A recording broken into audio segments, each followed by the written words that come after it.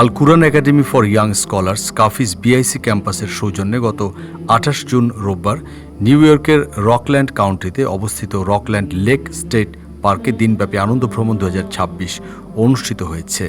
মুনা New York South জোনের Greater Brooklyn West এর ৬ chapter Brooklyn South, Brooklyn West, Coney Island, Boro Park, East Flatbush men এবং East Flatbush ওয়েমেনের আয়োজিত এ অনুষ্ঠানে বিভিন্ন অঙ্গরাজ্য থেকে প্রায় ৩,০০০ মানুষ অংশগ্রহণ করেন। অনুষ্ঠানের বাস্তবায়নে MUNA national social service director Safayet Hossain সাফাকে আহ্বায়ক এবং নিউ ইয়র্ক সাউথ জোন বায়তুল ডিরেক্টর হাসান সরওয়ার উদ্দিন দুলালকে সদস্য সচিব করে ১৭ সদস্যের একটি আয়োজক কমিটি গঠন করা হয়। সার্বিক সহযোগিতায় ছিলেন অধ্যাপক কাজী ইসমাইলের নেতৃত্বাধীন উপদেষ্টা কমিটি।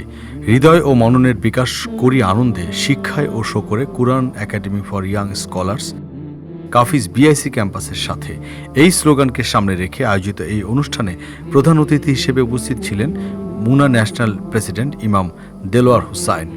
বিশেষ অতিথি হিসেবে উপস্থিত ছিলেন মুনা national executive director Arman Chowdhury, new ইয়র্কের সাউথ জোনের প্রেসিডেন্ট ইমদাদুল্লাহ সহ ন্যাশনাল ও জোনাল পর্যায়ের দায়িত্বশীল বৃন্দ।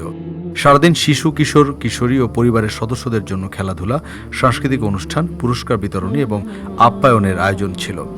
অনুষ্ঠান উপলক্ষে হৃদয় ছোঁয়া নামে একটি স্মরণিকাও প্রকাশ করা হয়।